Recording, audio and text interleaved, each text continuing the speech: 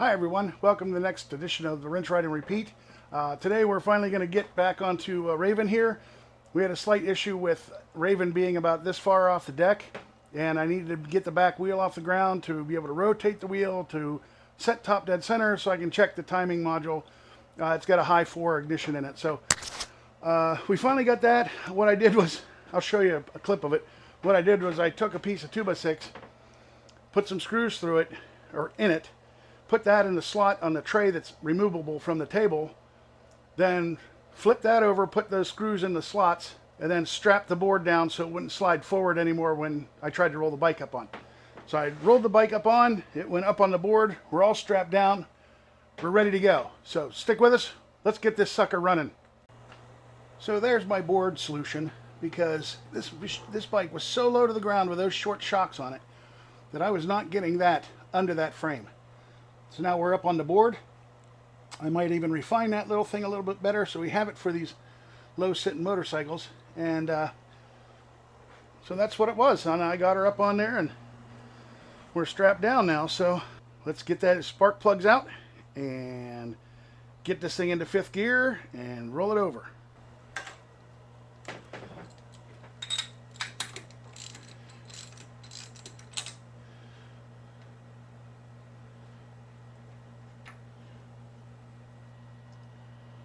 Looks pretty good. Oop, wrong way. All right.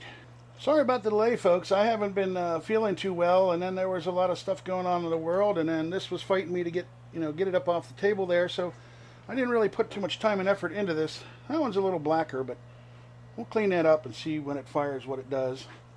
All right, let's get this thing top dead center. Okay, so how we're going to do this here is we are going to take this timing plug out down underneath.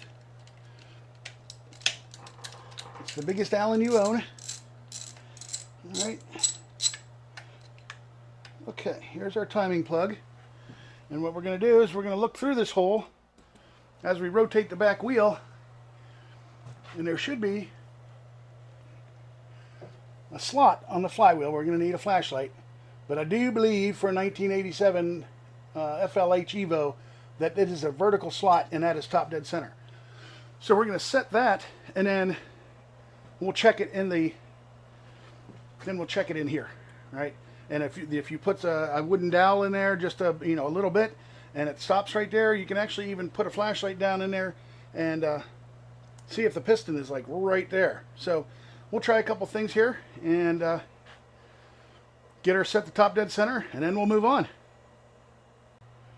Okay, so first and foremost, we finally got the scissor jack underneath it, so we're going to get the bike just sitting on the jack a little bit before I undo the straps here in the front. I don't think it'll elevate the back with the straps that way, so let's see what it'll do here. Then again, yeah, see, I don't think it's going to go with the straps like that, so I'm going to loosen them straps up. We're going to get this back wheel off the ground, and hopefully it's enough to get that tire or that board out from under it maybe. Okay, good news everyone.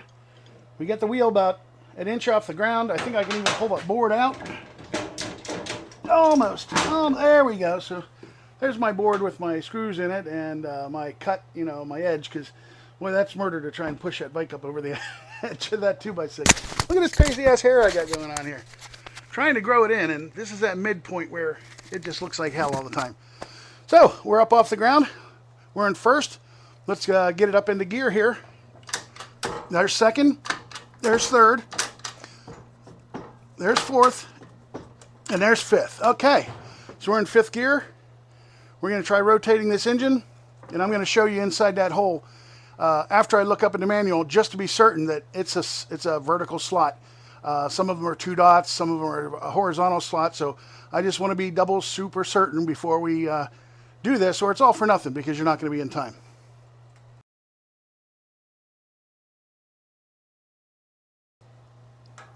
Okay, so we can see in that flywheel in that inspection cover pretty good. I'm going to bump the engine, and it's pretty prominent to be able to see that. I'm actually going to turn the camera a little bit my way. So as I'm back here with the wheel, I can see it.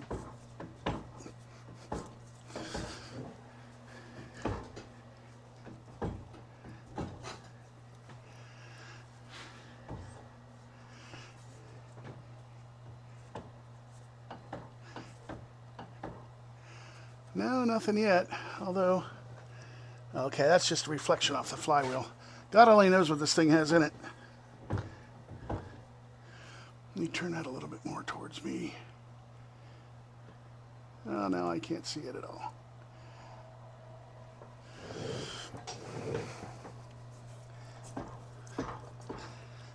All right, let's get the camera out of the way there. I really want you guys to be able to see this part.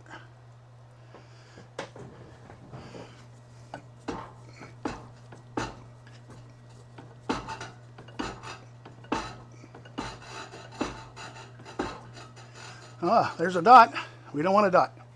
We want a line. There's another dot. You got to get it over that compression stroke. Right up to it. There it is. I just saw it. Okay, there it is. Let me see if I can roll this back here just a tad. Get that line in the center as much as we can. How's that look? Oh, nope, I must have went the wrong way. Wow, I'm just not seeing it. I'm gonna have to get a second set of eyes on this. I'll be back. So first things first, we're going to reconnect the battery, and it should have a good full charge on it, so it should be ready to go. A little spark there. Light sounded like it knew it was being plugged in. Everybody nice and tight. Don't touch any grounds. Okay, batteries, terminals are nice and tight. Now we're going to come over here, and this is our crane HI4 electronic ignition. So let's turn the key on, and the light's on. Now I need a flathead. We'll come in here and loosen that guy up. I'm going to get you back just a little bit. Ooh, sorry. Loosen this guy up, and then let's see if we can turn him. I know that cord is right in the way all the time. Oh, that's hard to turn. Let's back these out just a little bit more.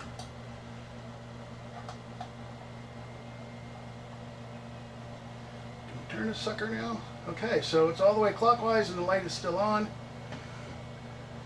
Yep. Okay, let's go the other way. And the quarter's going to be in the way. Okay, that's a little tricky there.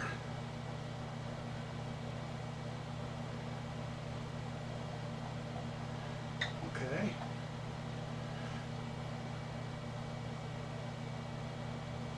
Alright, flip. Alright, so there's the light on, and honestly I think with these cranes they're different from the Dynas where it should be out until you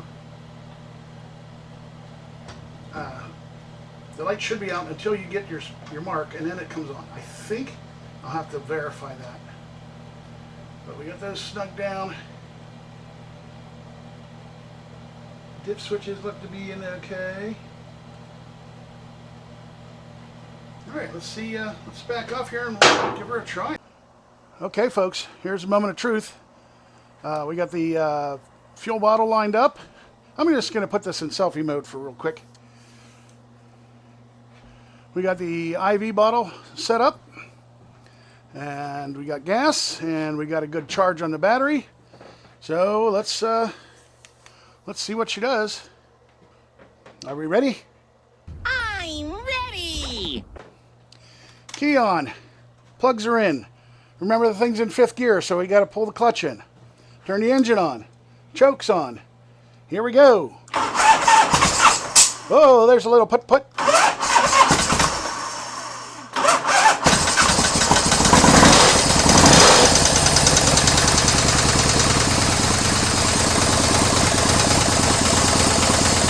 She lives, but there's a knock somewhere in this sucker, so I might have to be investigated, or I might just pull this engine and say the hell with it. So, all right, there we go, folks.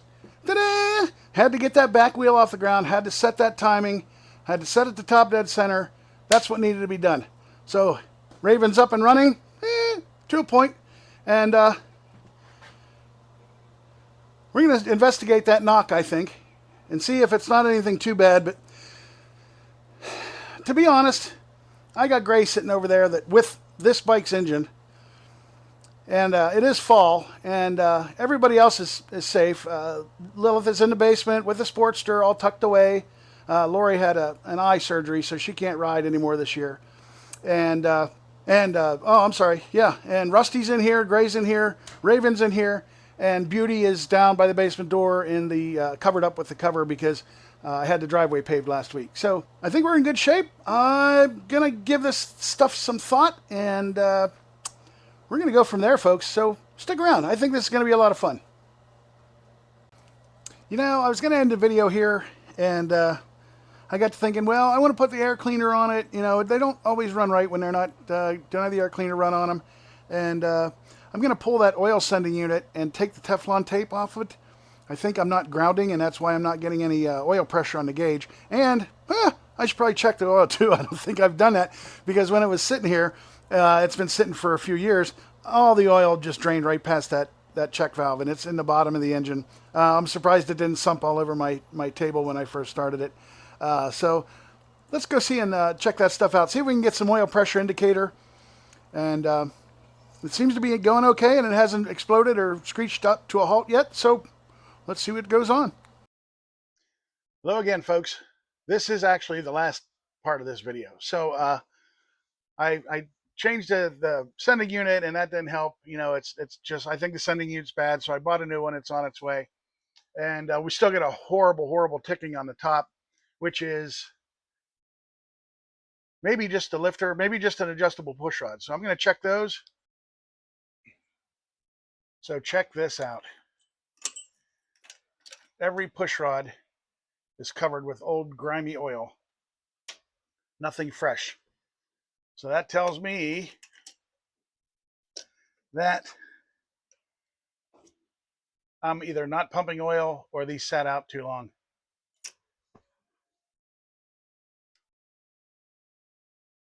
That's just bad.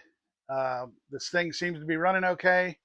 I mean, other than the loud ticking, which we know now is probably no oil getting to the top end. So sometimes in life, you have to make decisions, and other times in life, the decisions are made for you.